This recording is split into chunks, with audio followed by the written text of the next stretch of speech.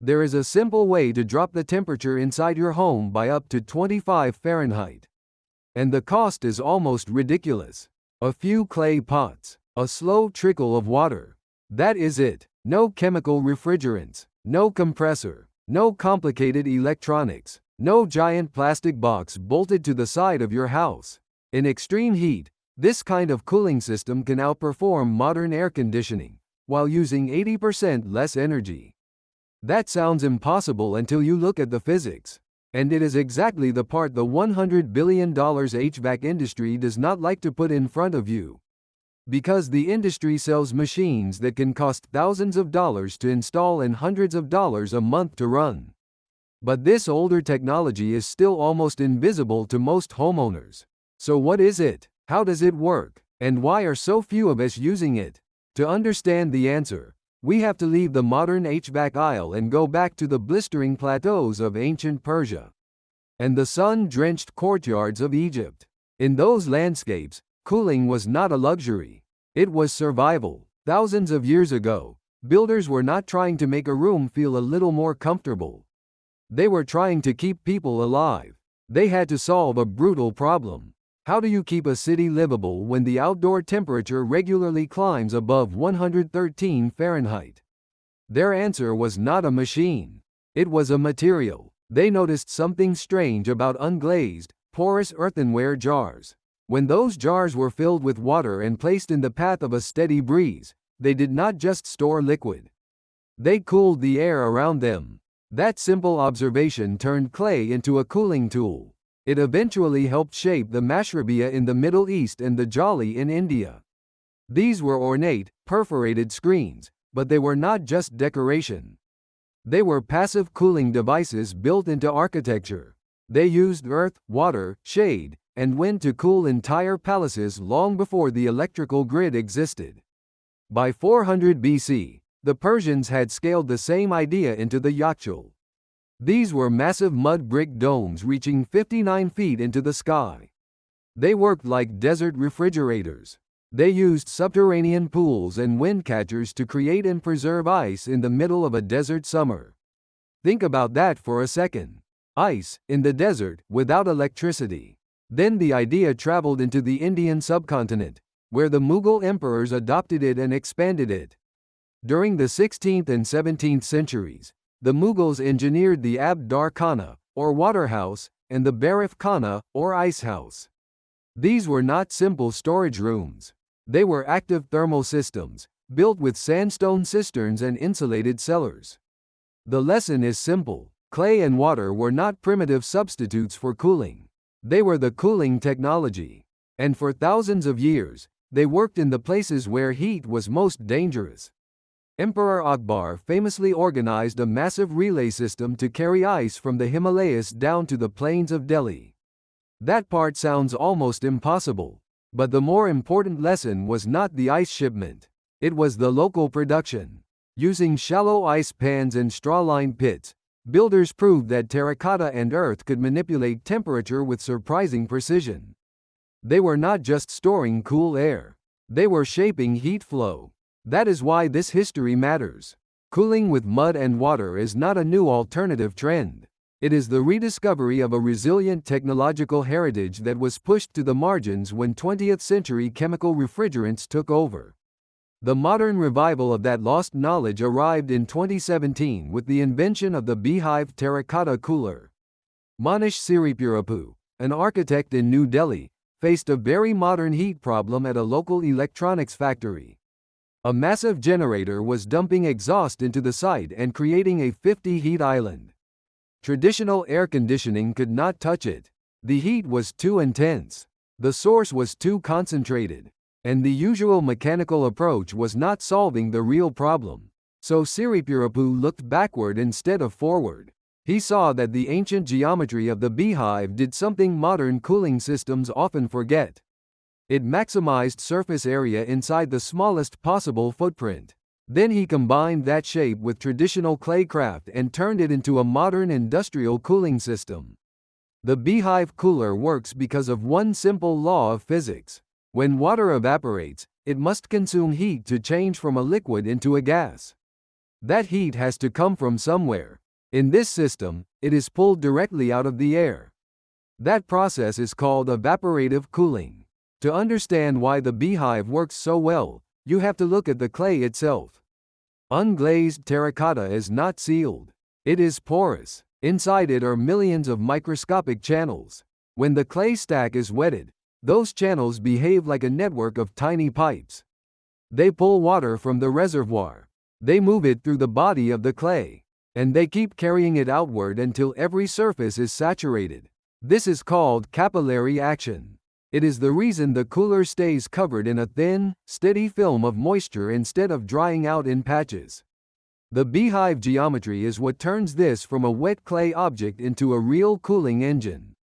A flat wet wall can cool a little, but hot air can hit the surface, slide away, and leave before it gives up much heat.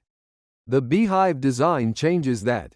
By stacking hundreds of terracotta tubes into a honeycomb, the system creates a huge amount of wet surface area inside a very small footprint.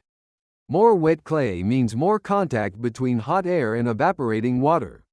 And more contact means more heat gets pulled out of the air. As hot outside air moves into those tubes, the circular shape forces it into a tight, spinning motion. That turbulence matters. It keeps the air from passing through in one smooth stream. Instead, the air scrapes across the wet walls of the clay again and again. Every time that hot air hits the wet terracotta, the water on the clay steals thermal energy from the air to fuel evaporation. That is where the cooling happens. But the design has another trick. It uses the Venturi effect.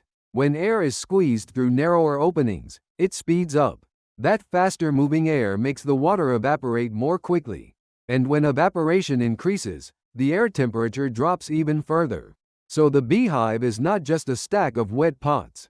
It is a shaped airflow machine. It gives the air more surface area, more turbulence, and more speed exactly where evaporation is happening. By the time the air reaches the other side of the clay stack, it has lost much of its heat. It enters the room as a dense, chilled breeze that can be up to 27 Fahrenheit colder than the outside environment. That is the difference between a room people can work in and a room that becomes impossible to tolerate.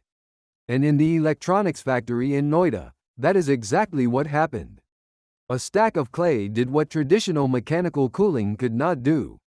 It dropped the temperature from a blistering 122 Fahrenheit down to a manageable 97 Fahrenheit. But the success of the system is not measured only by the thermometer. A standard air conditioner strips moisture out of the air. That can leave the room feeling dry and stale. The Beehive cooler does the opposite. It filters the air and adds a natural, gentle humidity. That creates a phenomenon known as petrichor. Petrichor is the distinct earthy scent produced when rain falls on dry soil. And in this system, that scent is not just a pleasant side effect. It has a documented psychological impact on the human brain.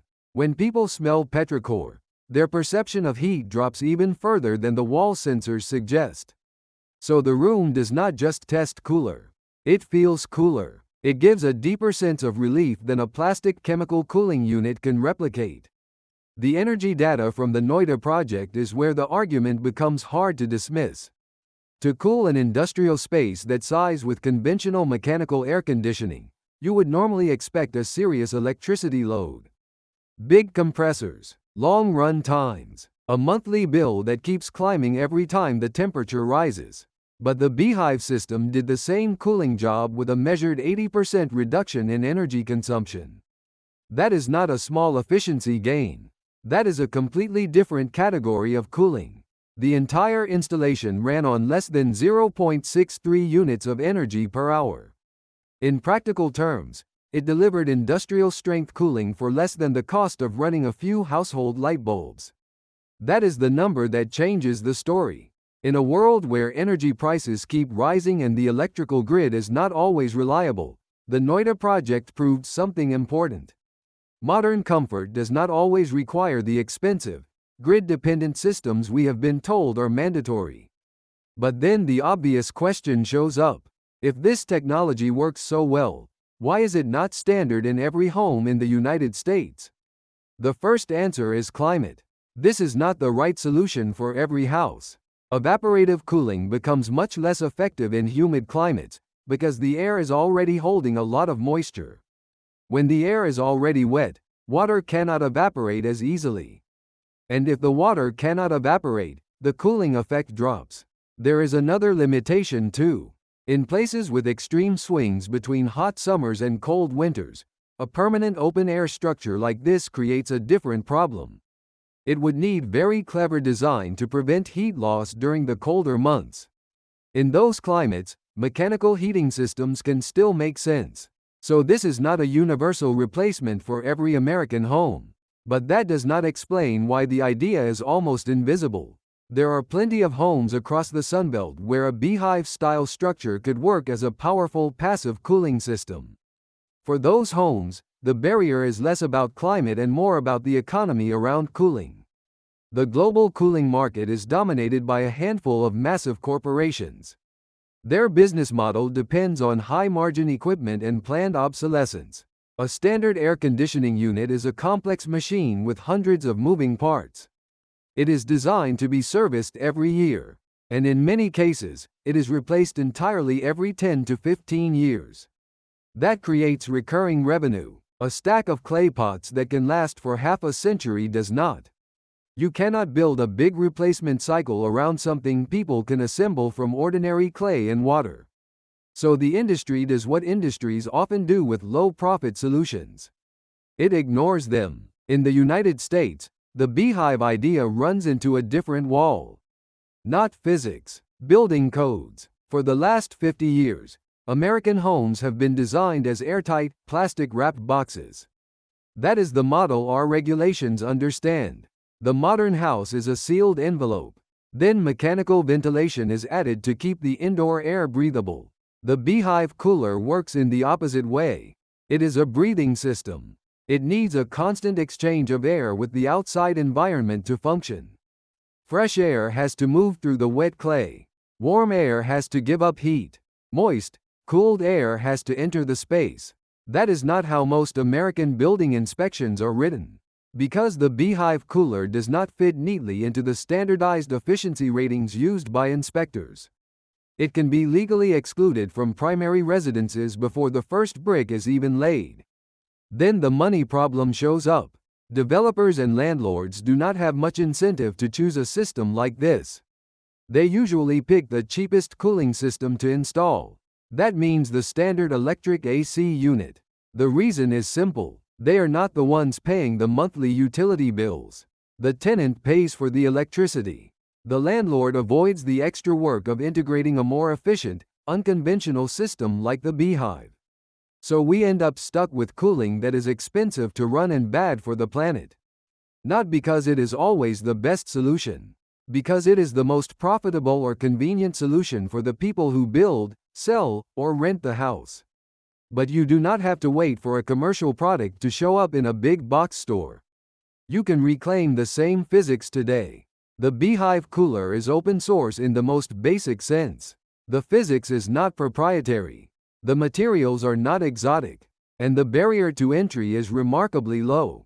If you want to build a functional unit this weekend, the most accessible route is the flower pot method. The first rule is simple. You need unglazed terracotta. That can mean terracotta pipes. Or it can mean standard garden pots. But the clay cannot be glazed. The unglazed surface is vital because the microscopic pores have to stay open. If the clay is fired with a decorative sheen, those pores get sealed. Then water cannot migrate to the surface. And if water cannot reach the surface, evaporative cooling cannot happen. To assemble the stack, you arrange the pots in a honeycomb pattern inside a simple wooden or metal frame. That geometry matters. As air is pulled through the centers of the pots, it gets compressed.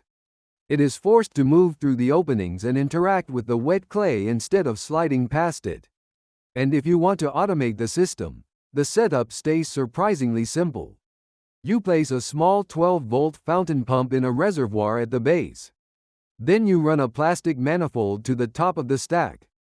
The pump slowly drips water over the terracotta, keeping the clay saturated instead of letting it dry out in the hottest part of the day. Now connect that pump to a small 20-watt solar panel. That creates a self-regulating cooling machine. The hotter the sun gets, the more power the little panel produces. The harder the pump works, the wetter the clay stays. And the more cooling you get exactly when your house needs it most. For anyone looking beyond a backyard build, there is also a more professional path. Ant Studio in New Delhi, led by Manish Siripurapu, offers specialized design services for larger beehive installations. They have taken the idea from one factory experiment and developed it into a modular system that can be built into the facades of large buildings. They are based in India, but their work has helped start a wider movement of architects and makers adapting terracotta cooling modules for different climates. And if you want hands-on training, there are groups already teaching the broader skill set. Organizations like the Center for Science and Environment in India, along with various permaculture institutes in the United States and Europe, offer workshops on passive cooling and vernacular building techniques. That matters because the Beehive cooler is not just a clever gadget. It is a 4,000-year-old answer to a modern problem. It shows that staying comfortable in a hot world does not always require being trapped by the power grid. By using the way water moves through porous clay, you can pull heat out of the air with ordinary materials. A few garden pots, a small solar pump, a frame that forces air through wet terracotta. That is enough to turn ancient physics into useful cooling again, without a compressor, without chemical refrigerants, and without treating the grid as the only path to comfort. And that is the bigger lesson. A lot of the solutions we talk about on this channel were not forgotten because they failed. They were pushed aside because they were not profitable enough to sell.